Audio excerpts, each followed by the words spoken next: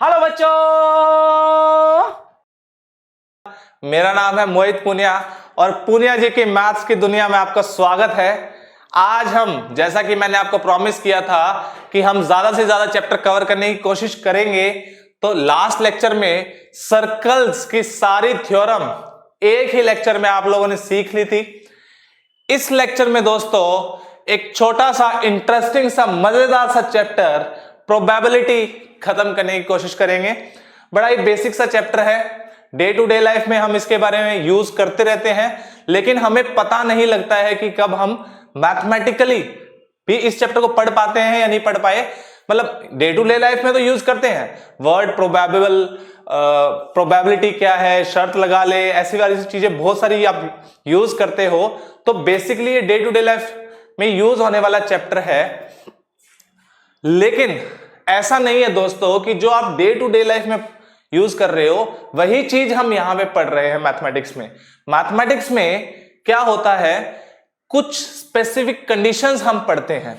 हम ऐसा नहीं कि इसकी प्रोबेबिलिटी नहीं निकालते कि जैसे for example let us assume मैं बास्केटबॉल खेल रहा हूं, मैंने शूट मारा और वो बास्केट होगा या नहीं होगा, और यू कैन से इसकी प्रोबेबिलिटी मैं नहीं निकालता हूं कि लेट अस अज्यूम कि मैं कार ड्राइव कर रहा हूं, एक्सीडेंट होगा या नहीं होगा। ऐसी प्रोबेबिलिटीज हम नहीं निकालते हैं। देखिए, अपने माइंड से इस चैप्टर को स्टार्ट करने से पहले मैं हर बच्चे को यह बोलना चाहूंगा कि अपने माइंड से ये शब्द निकाल दें कि हां या ना। किसी भी इवेंट, किसी भी चीज को होने के दो तरीके होते हैं। सबके बच्चों में ये माइंड में बैठा हुआ होता है कि जैसे फॉर एग्जांपल मैं आपसे पूछूं कि थोड़ा सा आगे बढ़ रहा हूं, जैसे मान लीजिए मैंने एक कॉइन टॉस किया, हेड आएगा, तो आप बोलोगे या तो आएगा या नहीं आएगा। तो उसके कोरस्पॉन्डिंग आप क्या करते हो, वो सेम चीज सारों के ऊपर अप्लाई करने लग जाते हो। जैसे मैंने एक डाइस रोल किया, मैंने आपसे पूछा कि 6 आएगा या नहीं आएगा, तो आप क्या कहोगे कि सिर्फ या तो आ सकता है या नहीं आ सकता। ये कंसेप्ट बिल्कुल गलत है। इसको माइंड से निकाल दीजिए, तभी आपको प्रोबेबिलिटी समझ में आएगी दोस्तों। ऐसा क्यों होता है, अभी आपको जब हम इसकी थ्योरी पढ़ेंगे तब आपको समझ में आएगा। तो आइए शुरुआत करते हैं नए चैप्टर की, जिसका नाम है प्रोबेबिलिटी। देखिए, प्रोबेबिलिटी शब्द जो है उसका आप डे टू डे लाइफ में मैंने आपको बताया कि यूज करते हो। यही चीज यहां पे भी लिखी हुई है कि हम ये वर्ड्स प्रोबेबिलिटी हमारी डे टू डे लाइफ में यूज करते हैं, और हमें कभी नोटिस ही नहीं किया कि इसके मैथमेटिकल मीनिंग भी हो सकता है। कुछ इसकी मैथमेटिकल मीनिंग भी हो सकता है। The uncertainty of probability can be measured numerically in many situations. देखिए, इसमें ये नहीं बोला गया it can be measured in all the situation, ऐसा नहीं बोला गया। इसने बोला many situations we can measure this in many situation, लेकिन ऐसा नहीं है कि we can measure it in all situations by means of probability. In this chapter we will deal with the situations which are outcome of a random experiment। ये जो word है बेटा random experiment, ये बहुत ही इंपॉर्टेंट है। जब आपको terminology करवाऊंगा इस चैप्टर की, तब आपको समझ में आएगा कि रैंडम एक्सपेरिमेंट का मतलब क्या होता है। These are the events or situations about which there is an element of uncertainty। Uncertainty का कोई एलिमेंट है, उन इवेंट्स की बात करते हैं हम। दैट द इवेंट मे और मे नॉट हैपन। तो इसका मतलब ये नहीं है कि अगर मे और मे नॉट हैपन का मतलब ये नहीं है कि होने के चांस भी 50% है, ना होने के चांस भी 50% है। ऐसा बिल्कुल नहीं है। ये कंसेप्ट अपने माइंड से निकाल दीजिएगा, ठीक है। तो आगे बढ़ते हैं दोस्तों। देखिए ध्यान से, कुछ बेसिक टर्म्स हैं वो आपको समझाना चाहूंगा मैं। देखिए, इस चैप्टर की जो बेसिक टर्म्स है वो बहुत ज्यादा इंपॉर्टेंट है। क्यों इंपॉर्टेंट है, वो जैसे ही आप चैप्टर पढ़ोगे, देखिए क्वेश्चन तो बहुत इजी आने वाला है। क्वेश्चन मैं आपको क्वेश्चन के लिए तैयार नहीं कर रहा हूं यहां, मैं आपको ये तैयार कर रहा हूं कि हम प्रोबेबिलिटी मैथमेटिक्स में कहां कहां पढ़ सकते हैं। ये इसके लिए मैं आपको तैयार कर रहा हूं। क्वेश्चन तो बेसिक से आने वाला है। जब हम क्वेश्चन करेंगे तो आप विद इन सेकेंड्स चुटकियां बजाई, विद इन मतलब आंखें ब्लिंक की और आंसर आ गया, ऐसा होगा। लेकिन हम वो नहीं है, हमें फाउंडेशन भी अपना स्ट्रॉन्ग करना है, बेस हमें स्ट्रॉन्ग करना है, ताकि फ्यूचर हायर क्लासेस में जब हम जाएं तो हमें इजीली समझ में आए चीजें। आइए, एक्सपेरिमेंट का मतलब क्या होता है। Experiment the word experiment means an operation which can produce some well defined results. क्या बेटा कि एक्सपेरिमेंट का मतलब क्या होता है? एक्सपेरिमेंट का मतलब ये नहीं कि ये एक्सपेरिमेंट किया हमने, ऐसा नहीं दोस्तों। मैथमेटिकल में प्रोबेबिलिटी में एक्सपेरिमेंट का मतलब क्या है कि जिसके वेल डिफाइंड रिजल्ट्स हो। जैसे कि कॉइन को उछाला तो मुझे पता है कि उसके वेल डिफाइंड रिजल्ट्स हैं कौन कौन से, कि आइदर हेड आएगा और टेल आएगा। ये वेल डिफाइंड रिजल्ट है, या तो हेड आएगा या टेल आएगा, इसके अलावा तो कुछ है नहीं। अब ये मत बोलिएगा सर सिक्का ऐसे स्टैंड हो जाए या फिर वो पुरानी मूवीज में दोनों साइड हेड हो जाए, वो वाला सीन नहीं है बेटा। नॉर्मल केसेस की बात कर रहे हैं तो दो ही पॉसिबिलिटी है। कौन सी दो पॉसिबिलिटी? या तो हेड आएगा या दूसरी पॉसिबिलिटी या टेल आएगा सर, ये दो पॉसिबिलिटी है। तो मैं कभी भी आज यहां पे इस स्टूडियो में मैं अगर कॉइन को टॉस करता हूं या फिर आप घर पे बैठे कॉइन को टॉस करते हो तो सिर्फ दो ही पॉसिबल आउटकम्स हैं। कौन कौन से? एक हेड या फिर टेल। सही है सर। अगर आप कहीं और जाके दुनिया के किसी कोने में जाके कॉइन को टॉस करोगे तब भी दो ही पॉसिबल आउटकम है। तो इस चीज को हम एक्सपेरिमेंट बोलते हैं क्योंकि इसके रिजल्ट्स जो हैं, आउटकम्स जो हैं वो क्या है? वेल डिफाइंड है, पहले से हमें पता है कि यही कोई आएंगे। ठीक है सर, समझ में आ गया। रैंडम एक्सपेरिमेंट का मतलब क्या है? If an experiment when repeated under identical conditions. Condition क्या रखी हमने बेटा? सेम रखी। जैसे ऐसा नहीं है कि मैं एक कॉइन उछाल रहा हूं उसके बाद उस कॉइन को ही चेंज कर दिया। Condition should be same. Identical conditions does not produce the same outcome every time. इसका मतलब क्या हुआ? रैंडम एक्सपेरिमेंट क्या है मैं आपको समझाता हूं, देखिए ध्यान से। मैंने आइडेंटिकल कंडीशंस रखी, कंडीशन सेम रखी। जैसे स्टूडियो है तो स्टूडियो रखा, आपका घर है तो आप अपने घर पे रखिए, कॉइन है कॉइन सेम रखिए, बंदा सेम रखिए, सब कुछ सेम है। अब मैंने क्या किया? उस एक्सपेरिमेंट को दोबारा किया, बार बार करता गया, कॉइन को बार बार टॉस करता गया। तो जो आउटकम आ रहा है वो ऐसा हो ही नहीं सकता कि हमेशा हेड आए। ऐसा हो सकता है क्या? हमेशा हेड आए, कभी हेड आएगा कभी टेल आएगा, लेकिन हमें नहीं पता कि क्या आएगा, लेकिन आएगा जरूर हेड और टेल के अंदर से। हाँ सर, हेड और टेल के अंदर से आएगा। वही जो चीज है उसी को हम क्या बोलते हैं? Random experiment. क्यों? क्योंकि रैंडम एक्सपेरिमेंट क्या बोलता है कि अगर आइडेंटिकल कंडीशन सेम है एंड वो जो रिजल्ट्स आ रहे हैं वो सेम नहीं आ रहे, does not produce the same outcome every time, but the result is a trial of one of the several possible outcomes. ऐसा क्या कह रहे हैं कि अगर मैं कॉइन को उछाल रहा हूं तो ऐसा नहीं है कि उसके ऊपर नंबर 1 आ जाएगा, ऐसा नहीं हो सकता। आएगा हेड और टेल के अंदर से ही, लेकिन कब हेड आएगा कब टेल आएगा हमें नहीं पता। इसीलिए tossing a coin is a random experiment. अगर हम दूसरा एग्जांपल लेते हैं, let us assume we are rolling a dice here. अब डाइस के अंदर मुझे पता है कि आउटकम क्या आएगा, 1 2 3 4 5 6, इस नंबर में से कोई एक नंबर आएगा। हां सर। क्या कभी ऐसा हो सकता है कि डाइस को रोल करूं और हेड आ जाए? अरे सर पागल हो गए हो क्या? ऐसा तो हो ही नहीं सकता सर। डाइस को रोल करने पे हेड आ गया, हेड तो कॉइन में आता है। तो मैं वही बताना चाह रहा हूं आपको कि अगर आप डाइस रोल कर रहे हो तो आउटकम क्या आ सकते हैं? 1 2 3 4 5 6 में से एक आउटकम आएगा, लेकिन क्या आप पहले प्रिडिक्ट कर सकते हो? तुक्का नहीं मारना है। प्रिडिक्ट कर सकते हो कि यही आएगा, 6 ही आएगा? नहीं कर सकते। आपका तुक्का सही हो सकता है, मैं ये नहीं कह सकता कि गलत होगा तुक्का, तुक्का सही हो सकता है, लेकिन आप शॉर्ट तो नहीं बोल सकते कि 6 ही आएगा या 4 ही आएगा, ऐसा तो नहीं बोल सकते। लेकिन आप शॉर्ट ये जरूर बोल सकते हो कि 1 2 3 4 5 6 में से कोई एक आएगा। इसी चीज को हम रैंडम एक्सपेरिमेंट बोलते हैं कि आइडेंटिकल कंडीशंस के अंदर उस एक्सपेरिमेंट को मैंने रिपीट करता गया और आउटकम जो आया वो वेल डिफाइंड आउटकम में से एक आया, लेकिन हमें पहले नहीं पता था कि वो आउटकम क्या आएगा, कि 1 आएगा या 2 आएगा, हमें नहीं पता था। मुझे ये पता था कि 1 2 3 4 5 6 में से एक आएगा, लेकिन ये नहीं पता था कि 1 आएगा 2 आएगा 3 आएगा। इसी चीज को हम क्या बोलते हैं? Random experiment. जैसे इसमें लिखा हुआ है tossing a coin, one is never sure beforehand whether a head or a tail will be obtained, so it is a random experiment. Rolling an unbiased dice. Unbiased dice का मतलब क्या होता है दोस्तों? जो बायस्ड ना हो. Biased ना हो मतलब ऐसा नहीं कि वेटेड डाइस हो या वेटेड कॉइन हो. सबकी प्रोबेबिलिटी वो आगे बताऊंगा क्या होता है अनबायस्ड. चलिए नेक्स्ट बेटा ट्रायल की बात कर रहे हैं. When we perform an experiment, it is called as a trial of the experiment. Simple, basic terminology है. ट्रायल है, एक्सपेरिमेंट कर रहे हैं, उसी को हम क्या बोल रहे हैं? ट्रायल कर रहे हैं. ठीक है. When a coin is tossed 1 time, 2 time, 3 time, each toss of the coin is called as trial. Simple. जब भी एक्सपेरिमेंट कर रहे हैं उसको क्या कह रहे हैं? ट्रायल कह रहे हैं. आउटकम्स. आउटकम्स आपको समझ में आ गया. The result of a trial. अभी जो ट्रायल किया, जो एक्सपेरिमेंट किया, उसका रिजल्ट जो आएगा उसको क्या कह रहे हैं?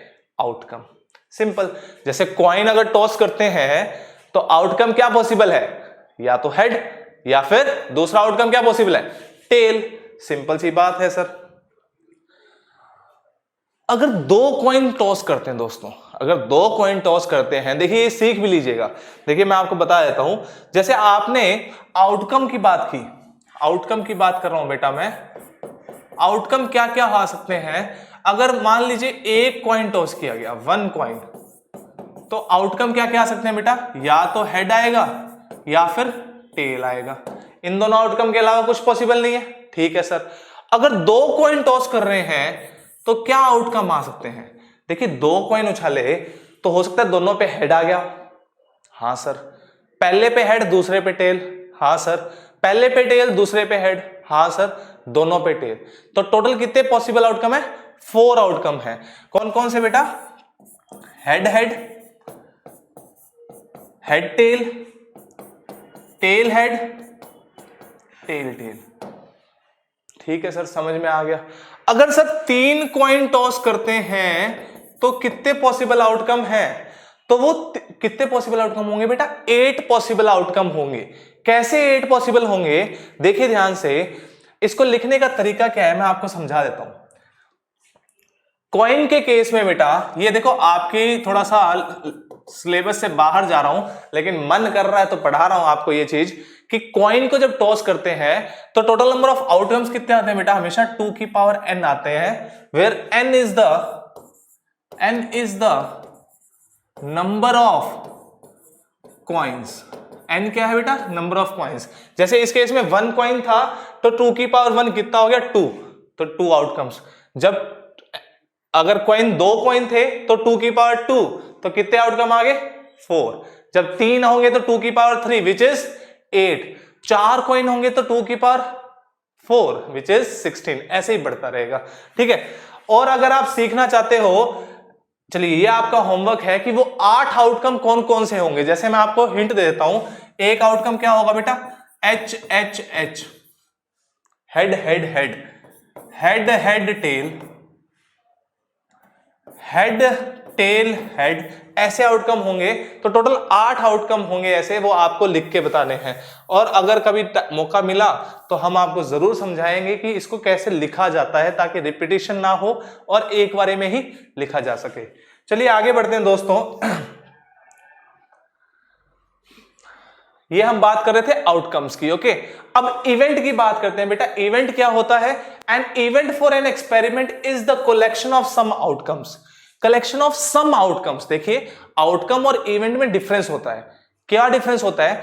आउटकम तो क्या होता है, जैसे मान लीजिए डाइस को रोल किया तो 1 2 3 4 5 6 are the outcomes. Okay sir. Event क्या है? इवेंट डिफरेंट है. जैसे मैंने बोल दिया कि when we roll a dice the event here is, let us assume, an even number.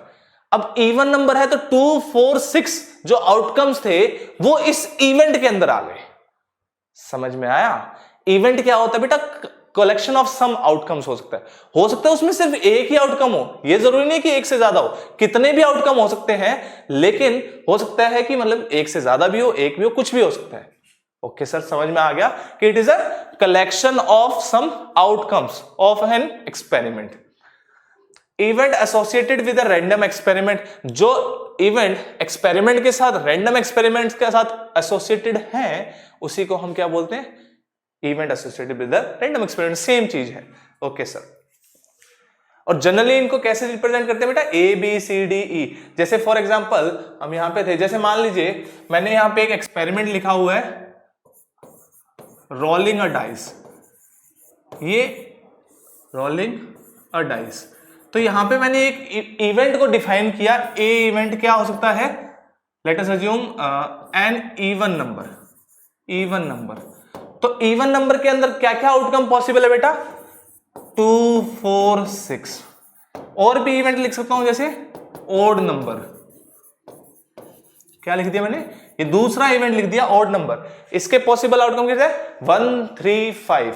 हाँ सर समझ में आ गया। और भी ऐसे लिख सकते हो, प्राइम नंबर लिख सकते हो, कंपोजिट नंबर लिख सकते हो, जो आपका मन करे वैसे इवेंट डिफाइन कर सकते हो आप। ठीक है सर। नेक्स्ट आइए, ये जो आपके काम की चीज है जिससे आपको नंबर आएंगे वो है डेफिनेशन ऑफ प्रोबेबिलिटी। सर इसी के ऊपर क्वेश्चन सॉल्व होंगे। देखो सस्ता सा चैप्टर है, कुछ भी नहीं है चैप्टर में, बस आपको समझ में आना चाहिए कि हमें क्या लगाना है, कौन सा केस लेना है, कौन सा केस नहीं लेना। बस दिमाग का खेल है, बेसिक आईक्यू का चैप्टर है ये बेटा। सिंपलेस्ट चैप्टर जो आपका है वो यही है, मेरा तो ये मानना है, सिंपलेस्ट। तो आइए क्या कह रहा है, the probability of an event denotes the likelihood of its happening. Obvious सी बात है कि मैं पूछ रहा हूं कि क्या प्रोबेबिलिटी क्या होती है। प्रोबेबिलिटी का मतलब होता है कि उस इवेंट के होने के चांसेस क्या है, लाइक्लीहुड ऑफ इट्स हैपनिंग। ठीक है सर, समझ में आ गया सर। तो इसको कैलकुलेट कैसे करेंगे सर, वो तो बताइए। तो इसको कैलकुलेट करने के लिए बेटा सिंपल देखिए क्या है, let n be the total number of trials of an experiment. क्या है, n बार एक्सपेरिमेंट को रिपीट किया गया है। ठीक है सर, मतलब कि कॉइन उछाला है तो कितनी बार उछाला है, n times. Okay, then the empirical or experimental probability. Probability क्या होगी बेटा, कि जो आपके नंबर ऑफ ट्रायल्स जो फेवर में आए हैं, आपके number of trials in which the event happened in favour of you divides by total number of trials. Simple बात है। जैसे for example let us assume मैंने एक कॉइन को टॉस किया है, ठीक है सर, और उसके अंदर क्या आया, उसके अंदर कितनी बार टॉस किया है मैंने उसको 100 टाइम टॉस किया। कितने टाइम टॉस किए, 100 टाइम्स टॉस किए। ठीक है सर। अब इसमें 60 टाइम तो बेटा हेड आया था और 40 टाइम क्या आया, टेल आया। तो अगर मुझे पूछे कि what is the probability of getting an head, क्या what is the probability of getting a head while we toss a coin 100 times, और रिजल्ट ये दे रखे हैं, तो मैं क्या बोलूंगा, फेवरेबल कितने हैं बेटा 60, और टोटल नंबर ऑफ केस कितने हैं 60 + 40 100। तो ये प्रोबेबिलिटी हो गई। समझ में आया? आइए क्वेश्चन करेंगे तब आपको समझ में आएगा। तो ये बेसिक डेफिनेशन है कि favourable events divided by total number of events. ठीक है सर। देखिए अब चीज समझिए, लिखते कैसे हैं इसको, प्रोबेबिलिटी ऑफ इवेंट ई। ठीक है सर। क्या किसी चीज की प्रोबेबिलिटी 1.87 या 6.14 या 10.98 ऐसा हो पाएगा? ऐसा बिल्कुल नहीं हो पाएगा दोस्तों। क्यों नहीं हो पाएगा वो समझते हैं। मेरा कहने का मतलब क्या है कि प्रोबेबिलिटी कभी भी 1 से बड़ी नहीं हो सकती। क्यों नहीं हो सकती? क्योंकि देखिए यहां पे फॉर्मूला क्या कह रहा है, number of trials in which the event happened. Event हुआ, जो आपने इवेंट अज्यूम किया वो हुआ। जैसे हेड आपने बोला कि हेड कितनी बार आया, तो आपने बोला कि हेड आया, divided by total number of trials. तो क्या हेड आना टोटल नंबर ऑफ जितनी बार आपने एक्सपेरिमेंट किया है उससे ज्यादा हो सकता है क्या? अगर मान लीजिए, इसका मतलब क्या हुआ, अगर मैं कह रहा हूं प्रोबेबिलिटी 1 से बड़ी हुई, तो इसका मतलब क्या हुआ बेटा, कि मान लीजिए एक बार कॉइन है जो 100 टाइम मैंने टॉस किया और उसमें 150 बार हेड आ गया। अरे सर पागल हो क्या, 100 बार तो सिक्का उछाला और उसमें 150 बार हेड कैसे आ गया? ऑब्वियसली 100 से छोटा ही आएगा। 100 आ सकता है सर, लेकिन 100 से तो कम ही आएगा, मतलब 150 तो नहीं आएगा। हाँ सर, तो अगर 150 आता तब इसकी प्रोबेबिलिटी 150/100 लिखता, तब जाके 1.5 होती। सर समझ में आ गया क्या कहना चाहते हो, कि प्रोबेबिलिटी कभी भी 1 से बड़ी नहीं हो सकती। क्यों नहीं हो सकती? क्योंकि ऊपर की साइड न्यूमिनेटर में क्या लिखा होता है, जितनी बार इवेंट हुआ, फेवरेबल कंडीशंस लिखी होती है और upon total number of condition लिखी होती है। तो ये total number of condition obviously sir हमेशा ज्यादा ही होगी, और अगर डिनोमिनेटर बड़ा हुआ तो कभी भी 1 से बड़ी वैल्यू नहीं आ सकती। ठीक है सर, समझ में आ गया। लेकिन एक चीज और है कि अगर कोई इवेंट ई की बात कर रहे हैं तो probability of event E plus probability of event not E. Not E का मतलब क्या हुआ कि वो इवेंट ना हो, तो ऑब्वियसली या तो इवेंट होगा या इवेंट नहीं होगा। इन दोनों का सम करेंगे तो हमेशा क्या आएगा, 1 आएगा दोस्तों, हमेशा 1 आएगा। Where we denote P not E. P not E को कैसे डिनोट कर देते हैं, ऊपर उसके बार लगा देते हैं दोस्तों, जैसे यहां लिखा हुआ है P of E bar. And तीसरा पॉइंट मैंने आपको बता ही दिया कि हमेशा प्रोबेबिलिटी 0 से 1 के बीच में रहेगी। 0 हो सकती है, 1 हो सकती है, 1 से बड़ी नहीं हो सकती, नेगेटिव नहीं हो सकती। क्यों नहीं हो सकती वो आपको मैंने बता दिया है, क्योंकि ये न्यूमरेटर जो है हमेशा छोटा रहेगा डिनोमिनेटर से या बराबर रहेगा, उसके अलावा कुछ नहीं हो सकता। नेक्स्ट, श्योर इवेंट क्या है बेटा? श्योर इवेंट का मतलब होता है जिसकी प्रोबेबिलिटी 1 हो। और इम्पॉसिबल इवेंट की प्रोबेबिलिटी क्या है, 0 होती है। ऐसे इवेंट जो पॉसिबल ही नहीं है उनकी प्रोबेबिलिटी 0 होगी, इसलिए हम उसको इम्पॉसिबल इवेंट बोल देते हैं। और श्योर इवेंट क्या होता है, श्योर इवेंट का मतलब हो गया कि जिसकी प्रोबेबिलिटी 1 हो। अब आपको एग्जाम्पल देने हैं। एग्जाम्पल, एक एग्जाम्पल इसका, एग्जाम्पल और एक एग्जाम्पल इसका। ये दोनों एग्जाम्पल आपको कमेंट सेक्शन में बताने हैं कि एग्जाम्पल क्या क्या हो सकते हैं। ऐसे सोचिए, अच्छी तरह से सोचिए, अगर नहीं आता है तो प्लीज कमेंट सेक्शन जरूर चेक करिएगा, ठीक है। तो श्योर इवेंट और sure event and impossible event का मतलब हमें समझ में आ गया है। अब आइए सस्ते सस्ते सवाल सॉल्व करते हैं, जिससे ही तो नंबर आएंगे सर। तो नंबर जिनसे आएंगे वो क्वेश्चन करवा देते हैं, बेसिक क्वेश्चन बेटा। देखिए, there are 40 students in a class and their results are represented as below. क्या दे रखा है कि 40 बच्चे थे, 30 तो हमारे जैसे और 10 पता नहीं किसके जैसे सर, क्योंकि 30 स्टूडेंट तो क्या हो गए, पास हो गए, और 10 स्टूडेंट क्या हुए, फेल हो गए सर। तो हमें क्या पूछा गया है, if a student is chosen at random, किसी भी बच्चे को, देखो 40 बच्चे थे, उनमें से 10 फेल हो गए, 30 पास हो गए, एक बच्चे को रैंडमली चूज किया गया, तो क्या प्रोबेबिलिटी है कि वो स्टूडेंट जो है वो क्या हो रहा है, पास कर दिया है एग्जामिनेशन। देखिए, क्वेश्चन सॉल्व करने के लिए आप क्या लिखोगे, ऐसे लिख दो, लेट, ऐसे लिखो, इसको ऐसे अच्छे से लिखना, let event A is equal to the students who has passed the examination।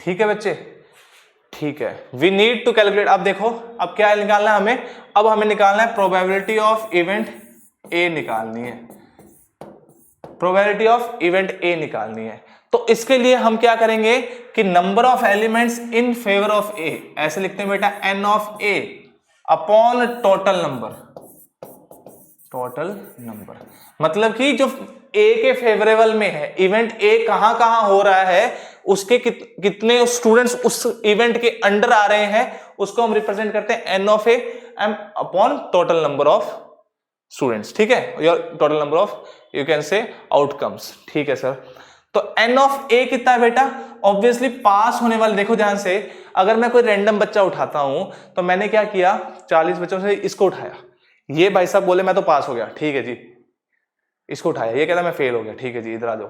ऐसे अगर मैं चेक करूंगा तो पास वाले कितने आएंगे, ऑब्वियसली 30 आएंगे, और फेल वाले कितने आएंगे, ऑब्वियसली 10 आएंगे। तो फेवरेबल में कितने आए, 30 जो पास हो गए, अपॉन टोटल नंबर कितने हैं, 40, तो 30 upon 4 that is 3/4, that is equal to 0.75। 0.75 is the answer. सिंपल सा क्वेश्चन था बेटा, और इसका आंसर आ गया। नेक्स्ट क्वेश्चन देखिए, सिंपल क्वेश्चन है, इसमें कुछ भी नहीं है चैप्टर में, क्वेश्चन तो आप मतलब आधा घंटे में मैं ये लेक्चर बना रहा हूं, ठीक है, मैंने आपको समझाया इसलिए थोड़ा टाइम लग गया होगा, अदरवाइज तो आप आधे घंटे में एनसीईआरटी खत्म कर दो और कोई और किताब XYZ आप फॉलो करते हो वो भी खत्म कर दो। एक क्वेश्चन आएगा वो आपको इजीली आप कर पाओगे, अगर वो नहीं कर पा रहे तो आप फ्री के नंबर छोड़ के आ रहे हो दोस्तों, ये तो वो है फ्री फ्री फ्री फ्री ले जाओ नंबर, वो वाला चैप्टर है ये, ठीक है। तो आइए नेक्स्ट क्वेश्चन देखते हैं। देखो कितना सिंपल सा क्वेश्चन है। अ कॉइन इज टॉस्ड 150 टाइम्स, मुझे पता लग गया कि मैंने 150 से डिवाइड करना है क्योंकि टोटल नंबर ऑफ इवेंट्स कितने हैं 150 हैं, and the outcomes are recorded as the frequency of distribution of the outcome as heads and tail is given below। कि हेड कितनी बार आया बेटा 85 टाइम्स और टेल कितनी बार आया 65 टाइम्स, तो ऑब्वियसली इन दोनों का सम तो 150 होगा, इनके अलावा तो कुछ आ ही नहीं सकता, करके देख लीजिए 150 आ रहा है, ठीक है sir. For the given frequency distribution find the probability of getting an head. Probability of getting an head कितना है बेटा, यह आपको बताना है कि प्रोबेबिलिटी ऑफ गेटिंग हेड कितना है। अब ऑब्वियसली आप कैसे बताओगे इसको, आप देखोगे कि फेवरेबल इवेंट्स कितने हैं, आप देखोगे फेवरेबल इवेंट्स कितने हैं, ऑब्वियसली आपको गेटिंग एन हेड बताना है, तो फेवरेबल इवेंट्स आपके 85 हो गए, फेवरेबल नंबर कितना हो गया 85। तो आप ऐसे लिख सकते हो, देखो मेंशन कर देना ज्यादा जरूरी रहता है कि इवेंट ए बी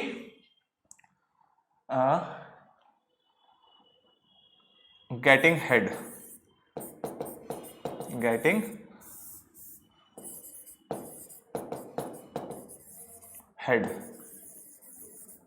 तो we can say n of a कितना आ गया बेटा 85, तो प्रोबेबिलिटी ऑफ a कितना आ जाएगा दोस्तों 85 अपॉन 150। इसको आप सॉल्व करोगे तो आई थिंक 17 से जाएगा और ये 30 से चला जाएगा, तो 17 अपॉन 30 इज योर आंसर, खत्म क्वेश्चन। इसको ऐसे भी छोड़ सकते हो, डेसिमल रिप्रेजेंटेशन कर सकते हो, जैसा आपका मन करे। नेक्स्ट क्वेश्चन देखो, बड़ी इजी सी क्वेश्चन है। A die is tossed 100 times, 100 time एक डाइस को रोल किया गया, and the outcomes are recorded as below. Outcome record कैसे किए गए कि 1 जब आया वो कितने टाइम्स आया 20 टाइम्स आया। Even number less than 6, even number less than 6 का मतलब क्या है, ये बोलना चाह रहा है कि 2 और 4, या तो 2 आया या फिर 4 आया, कितने टाइम्स आए 35 टाइम्स आए, ठीक है सर। ओड नंबर ग्रेटर देन 1, इसका मतलब क्या है 3 एंड 5 की बात कर रहा है, 3 और 5 कब कब आए 30 टाइम्स आए, एंड 6 कितनी बार आया 15 टाइम्स आया। तो सबका सम ऑब्वियसली कितना होगा 100 ही तो आना चाहिए, क्योंकि कॉइन कितने बार टॉस किया था 100 टाइम टॉस किया था, तो सॉरी डाइस कितनी बार रोल किया था 100 टाइम्स, तो रिजल्ट क्या है 100 ही आना चाहिए, ठीक है sir. Find the probability of number 1, simple question, number 1 कितनी बार आया 20 टाइम्स अपॉन 100, दैट इज 0.2। आप लिखिएगा प्रोबेबिलिटी ऑफ, देखो नंबर का खेल है, सजाना तो पड़ेगा, प्रेजेंटेशन स्किल तो दिखानी पड़ेगी। आप लिखोगे let A be the event when we get the number 1, the probability of A is equals to 20 upon 100, ऐसे लिखना पड़ेगा। then B be the event when we get 6, तो ये कितना आ जाएगा बेटा 6 कितनी बार आया ऑब्वियसली सर 15 टाइम्स, और टोटल नंबर ऑफ केसेस कितने हैं 100, तो ये 0.15 आ गया, ठीक है सर। An even number less than 6, even number और वो भी 6 से छोटा, इसका मतलब क्या होगा 2 या 4 होगा, हाँ सर 2 या 4, तो इसका मतलब कितना आएगा ये 35 टाइम्स आ रहे हैं ना upon 100। And last is an odd number greater than 1, 1 से बड़ा ओड नंबर कौन कौन से हो सकते हैं 3 5 7, अरे 7 थोड़ी ना होगा सर, 7 तो आएगा ही नहीं, डाइस रोल करोगे तो 7 आता है नहीं सर, तो 3 या 5 की बात करें 3 एंड 5 कितनी बार आए हैं बेटा 30 टाइम्स, तो that is 30 upon 100, that is 0.35, ये पिछले क्वेश्चन का आंसर था। ये सारा सिंपल सा क्वेश्चन था और आंसर आ गए। नेक्स्ट देखिएगा दोस्तों, 2 similar coins are tossed simultaneously 1000 time, कितनी बार 1000 टाइम, ठीक है sir. And the frequency distribution of heads obtained after each toss is as below, कि कितनी बार हेड आया, जैसे 2 सिक्के उछाले तो हेड कितनी बार आ सकता है, देखो 0 बार आ सकता है क्योंकि दोनों कॉइन पे टेल टेल आ जाए, फिर एक बार आ सकता है कि एक कॉइन पे हेड आ जाए एक पे टेल आ जाए, और फिर दोनों कॉइन पे भी हेड आ सकता है, तो नंबर ऑफ हेड कितनी बार आ सकता है? या तो 2 बार आ सकता है, या 1 बार आ सकता है, या 0 बार आ सकता है। ठीक है सर, तो जब 0 बार आया वो कितने थे? 200। जब 1 बार आया वो कितने थे? 500। और 2 बार आया वो कितने हैं? 300। ठीक है sir, find the probability of 1 head. Probability of 1 head. 1 head का मतलब क्या हुआ बेटा? एक बार हेड आया, इसका मतलब 500 upon 1000, total number of case that is 1/2, that is 0.5। Simple, 1 head का केस सॉल्व हो गया। प्रोबेबिलिटी ऑफ 2 हेड्स, ये तो आप सिंपल बोल सकते हो, 2 हेड कितनी बार है? 300 टाइम्स, तो ये आ जाएगा 300 upon 1000, total number of case कितने हैं? 1000 है सर, तो वी कैन से 0.3। एट लीस्ट 1 हेड, कम से कम एक हेड आया हो दोस्तों, इसका मतलब इसके अंदर कौन कौन से केसेस आएंगे?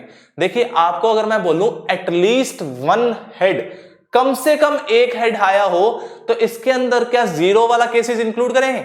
नहीं सर। क्या 1 वाला करेंगे? हां सर। क्या 2 वाला करेंगे? हां सर। 2 वाले में भी हां होगा, क्योंकि एट लीस्ट 1 की बात हो रही है बेटा। Probability of at least 1 head, at least 1 head में क्या होगा बच्चे कि कम से कम एक हेड होना चाहिए। कम से कम एक हेड किस में आया? 1 हेड वाले इस केस में आया? हां सर। इसमें आया? नहीं सर। इसमें एक हेड आया? हां सर। तो टोटल फेवरेबल कितने हो जाएंगे? 500 and 300, that means 500 plus 300 upon total number of cases कितने हैं सर? 1000 है, वो तो चेंज हो ही नहीं रहे, तो ऑब्वियसली कितना आ जाएगा? 800 अपॉन 1000, दैट इज 0.8। 0.8 आंसर होगा दोस्तों इसमें, ये ध्यान रखिएगा। एटलीस्ट 1 हेड और एटमोस्ट वाला केस खतरनाक होता है।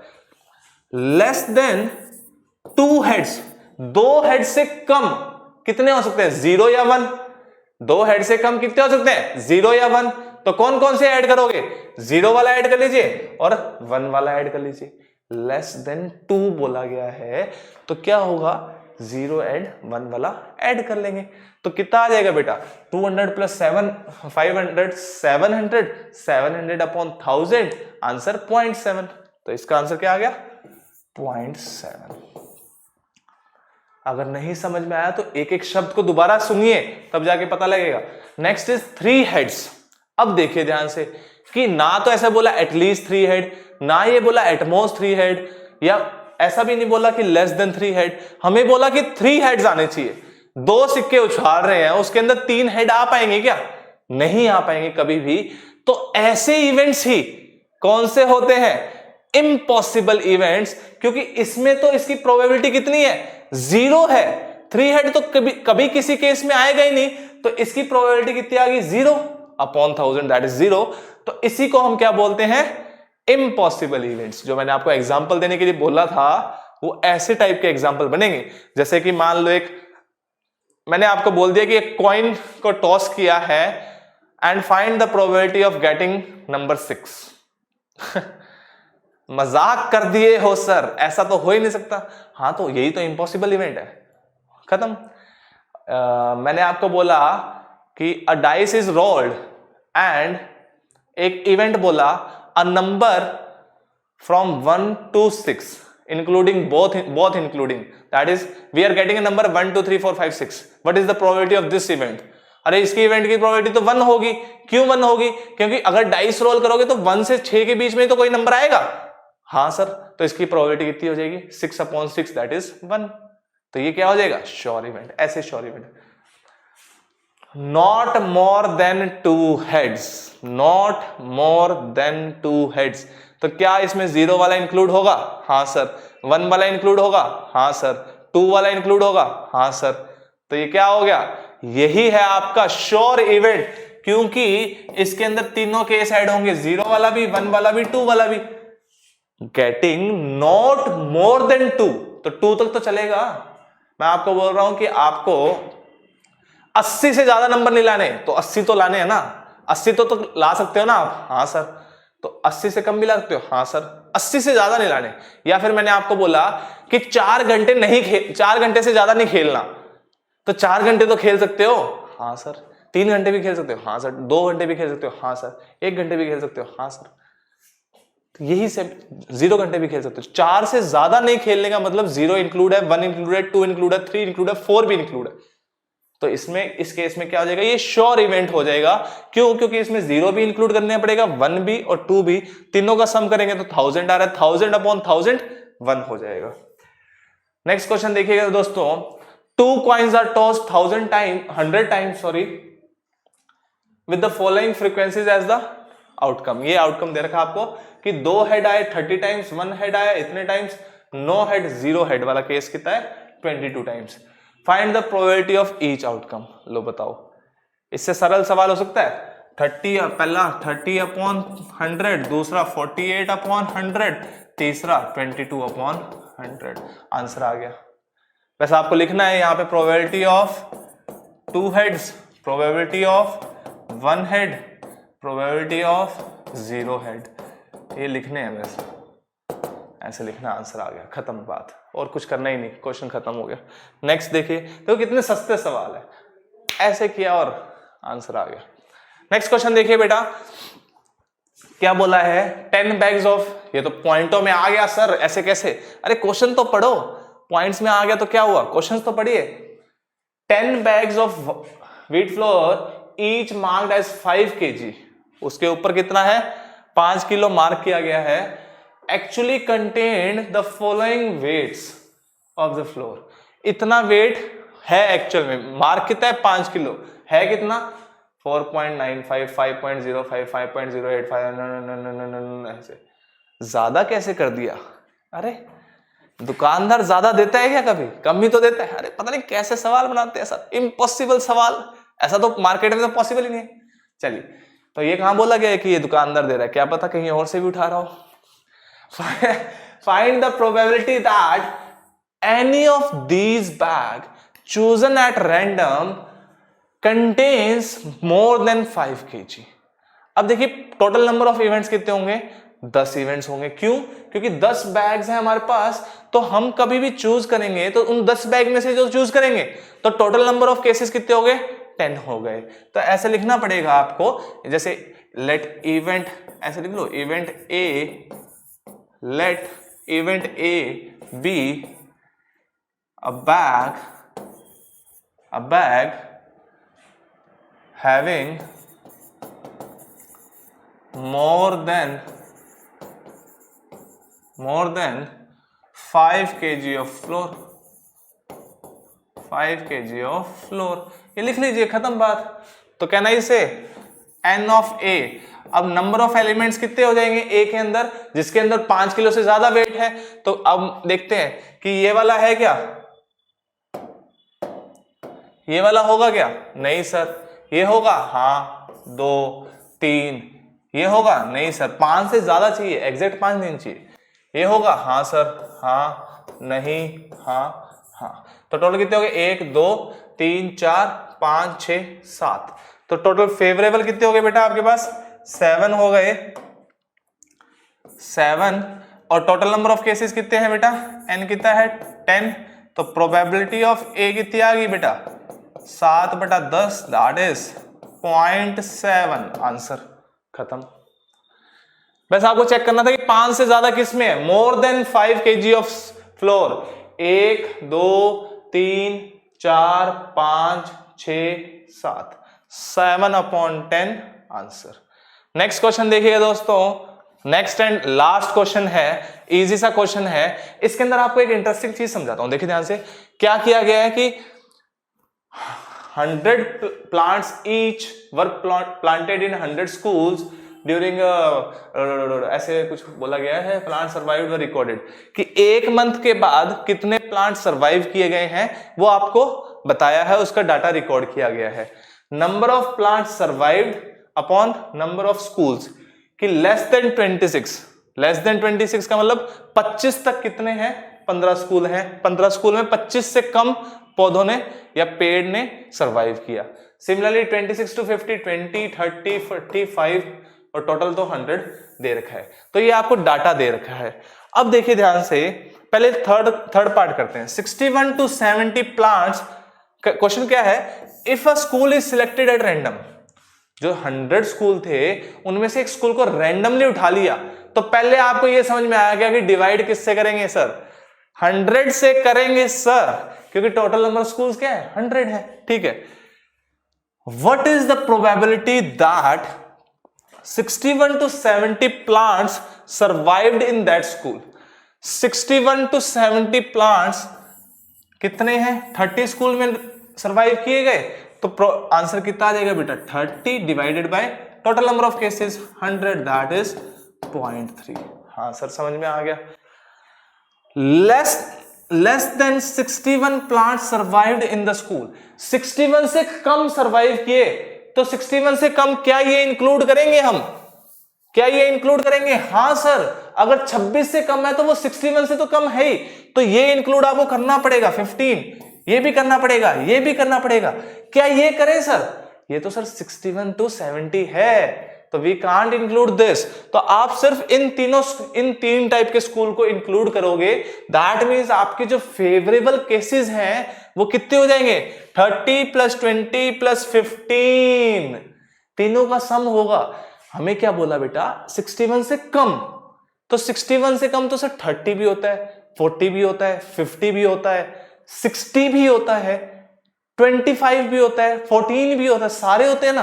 तो अगर मुझे बोला गया लेस देन 26 इंक्लूड करूं, हाँ सर करना पड़ेगा।